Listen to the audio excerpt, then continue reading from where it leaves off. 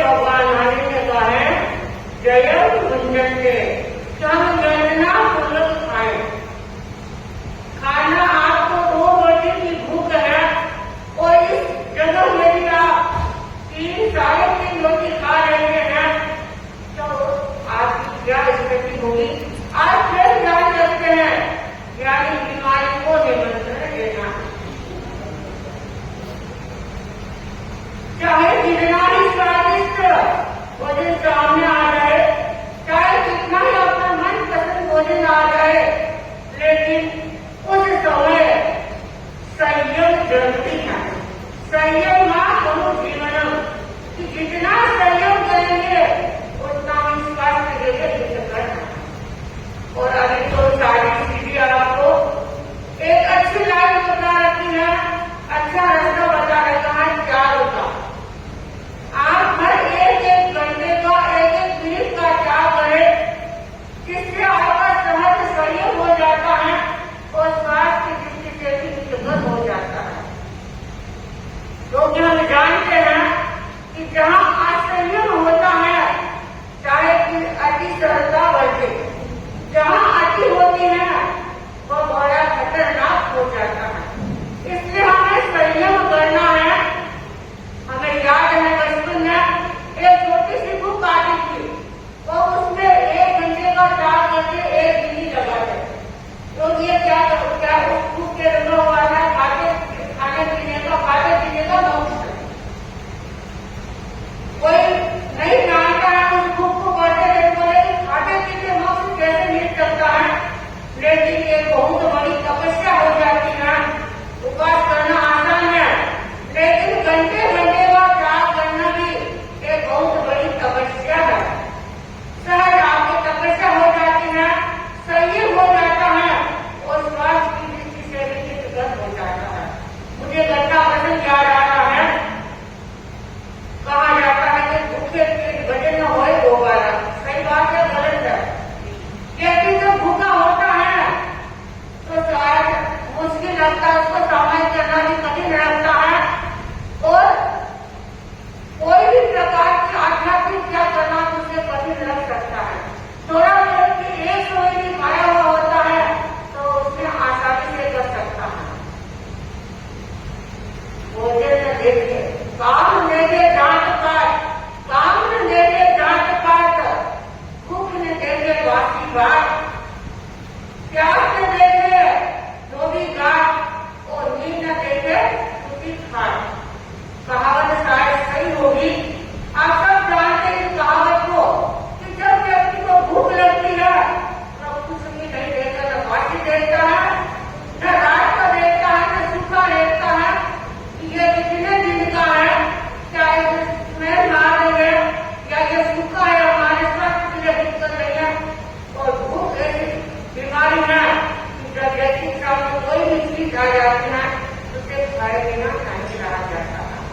और गाँव नहीं देता है रात और उपचार, कि जब व्यक्ति के भीतर में वासना पैदा हो जाती है तो जान देता न खान देता है।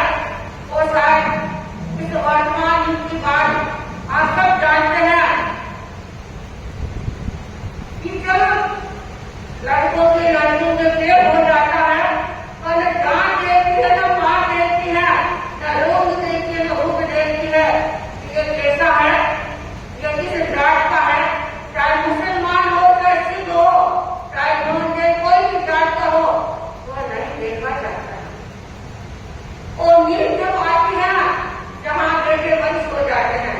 और मेरी भी ऐसी स्थिति तो मुझे नींद आती है, शायद 5 मिनट या 10 मिनट में उठ जाती हूँ, लेकिन जहाँ बेटी वहीं सो जाती हूँ, यदि उठ के जाती हूँ तो नींद भी हो जाती है। तो नींद की ऐसी चीज है तो चाहे आप छुट्टी हो, चाहे किसी भी जगह हो, एक आ जाती है। और प्यास नहीं देखती है तो भी घाट। जब प्यास लगती है तो चाहे पानी कैसा भी हो, चाहे मीठा हो, चाहे खारा हो, चाहे गोबर हो, चाहे कैसा भी पानी हो, व्यक्ति को प्यास बुझाती है तो वो पी रहता है। आप सब उस घटना को जानते हैं कि जब राजा शिकार के लिए जंगल में गया, देखिए भयंकर प्यास लगी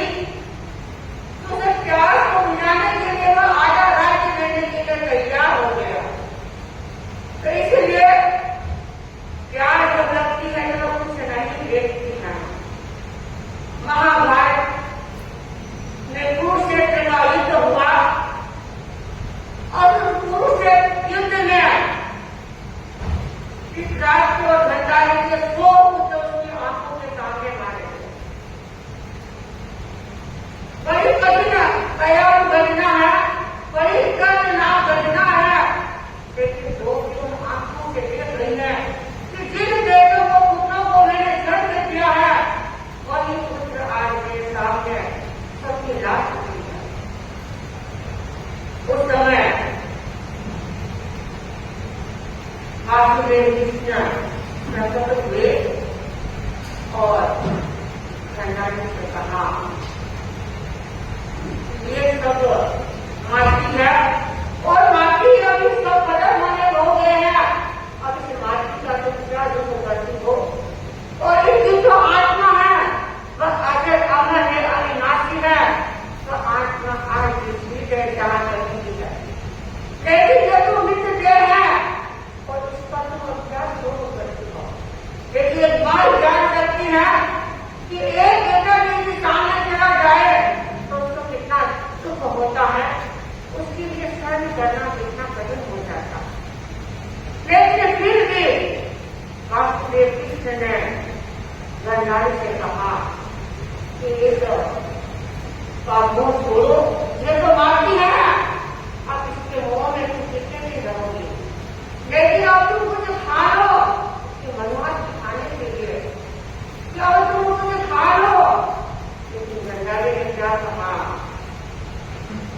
आप खाने के लिए कर रहे हैं और ये 100 पुत्रों की लाश मेरे सामने पड़ी है, इससे मेरे खाने का मन करता है, चाहे पुत्र हो चाहे कोई भी व्यक्ति हो, यदि लाश सामने पड़ी है तो किसी का खाने का मन नहीं होता।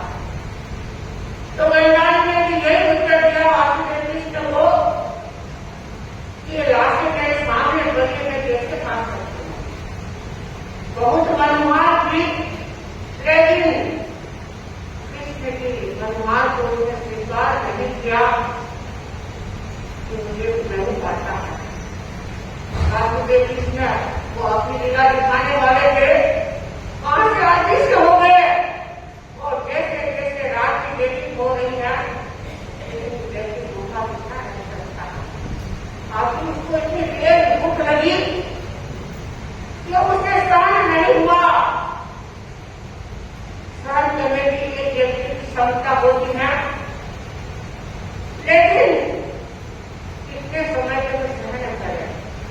आज रात की बेटी हो गई और रात की रात्रि के बाद उसके लिए वो भूख की असहनीय हो गई।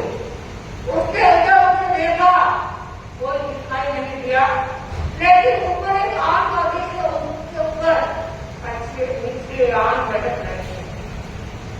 अभी भी आंख सीजन चल रही है, हमारे बच्चे अभी भी आंख खाते हैं, लेकिन हमारे शास्त्रों में आता है कि आधा महीने के बाद आम नहीं खाना चाहिए। क्यों नहीं खाना चाहिए?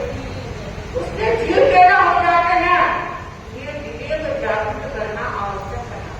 इसीलिए भगवान ने कहा है कि विवेक के धर्म मांगे स्वयं विवेक, हम विवेक करें खाने का भी, चाहे कितना ही आम, चाहे आम का नाम सुनते ही व्यक्ति के मुंह में पानी आ जाता है, लेकिन आजा रखने के बाद व्यक्ति नहीं खाते हैं, तो इस बात का भी विवेक जागृत करना है। हमारा कार्यक्रम से थोड़ा और आगे करने वाला है, जैसे साथ बजा रहे हैं, उन्हें